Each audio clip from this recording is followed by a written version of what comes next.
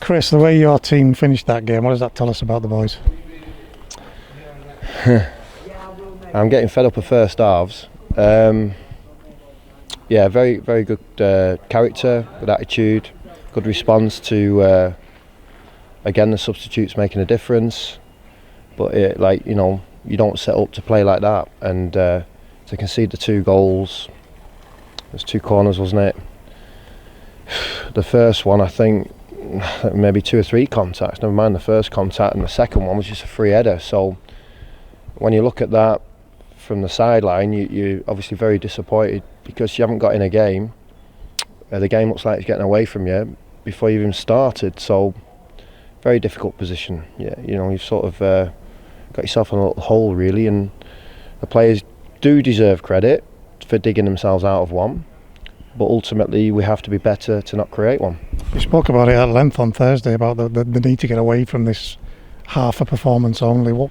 Any way you can put your finger on what's happening with the boys? Why are they coming out like that? Well, the game starts, right? We're actually on the counter. We can win a header on the halfway line. We don't go for it. We step away 2 players. Joel slips more than I've ever seen him slip in the first 10 minutes, included the part way to the first corner. The ball comes in with no real major threat. Hits Kelvin on the knee. No, we're giving away things that aren't even really. Don't want to say not earned, because Scunthorpe are fighting very hard and very well for their manager, but they're very avoidable, them situations, and we're creating them ourselves. And it was that early goal. The lads didn't really recover from it the way that they usually do. No, and Scunthorpe, what a week they've had, and every credit to them, the manager and the players that represented them today. So they've got something early in something, and wanted to fight every inch to achieve something. So every credit to them. I don't think we can ever question commitment or anything like that, but what the boys saying about these performances where they're not getting into the game for a lot longer than they would like themselves. Well, there's different ways of getting into a game. You can pass a team off a pitch. We played probably more football in the first half and had less invasion of if I'm playing a Scunthorpe centre half today, in the first half I'm comfortable, I feel great. One of them, or was it both of them on the score sheet? So they're having a great time. It's not something that we try and achieve, but we allowed that to happen. So we can't let that happen. The players know how I feel. Obviously, they're right behind what we're trying to do. But yeah, you can't create that hole. The big holes to fill once you've created them. What's going through your mind as you're watching that, and they get the first goal and the second goal? What's when you've set up all week to do it completely differently? Well, you've got to not panic.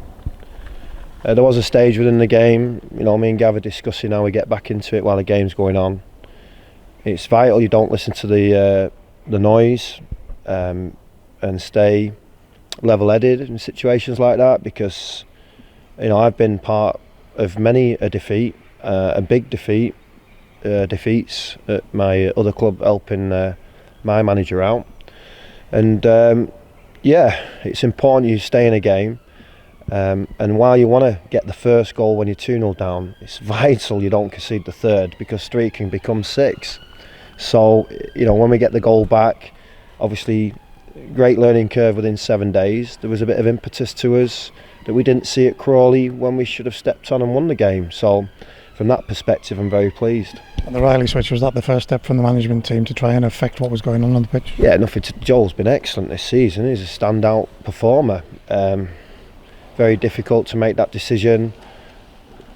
Definitely doesn't, represent Joel's contribution to us, because we're better for his contribution, and I have no doubt he'll be right at it if he's available next Saturday. But yeah, that was just tactics. Try and get some width, extra width, some power and pace, and looking at how we started the games, a bit of aerial outlet, wasn't it? And Brennan gave us that. And that switch with Brennan in particular, he added impetus. Jordan seemed to grow off that on the other side. Suddenly we were a real threat. Yeah, and I was very, very tempted to start like that. And as a manager, you have all these conundrums and questions. And we decided to stick with our solid midfield three that have been brilliant for us for so long, and of course we wanted more from a front three. It was actually not quite a front three, it was offset. Jordan Gibson's wide, Zach and Tristan playing slightly lopsided. Scunthorpe did great, they changed the shape today. They had extra players inside in midfield.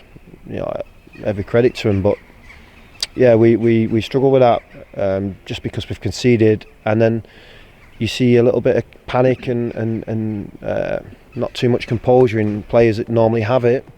So that's why I have to try and show it, and until you can obviously have that relief, which we had right at the end of the game. But no, I was really pleased with the second half, but we've got to go away from starting games like that.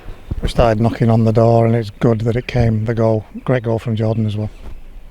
Just by being positive, just told Kelvin he got it all wrong, trying to dribble and take somebody on, but the fact he's stepping forwards and being positive, ricochets and reactions happen, instinctive skill steps up. Jordan Gibson, great touch and shot, it's the way he is. He did very well for that. I asked him, because he's not played many regular games obviously in England recently, I asked him if he's okay, because I said I got one more sub left, and he was like, no, I'm right, Gaffer. So I'm glad he said that to us, because he's got his reward and the team has. And then he's got an assist, and it's all about Brennan. Probably doesn't get many headers, I can't remember him scoring too many headers, but he got in there, he was determined, and the cross was superb. I thought, and again, you hear some shouts initially when Brennan's come on, but he showed great composure. He showed a right appetite to get shots off with his right and left foot in that second half. He showed he played with some intent, the intent he played at the previous home game.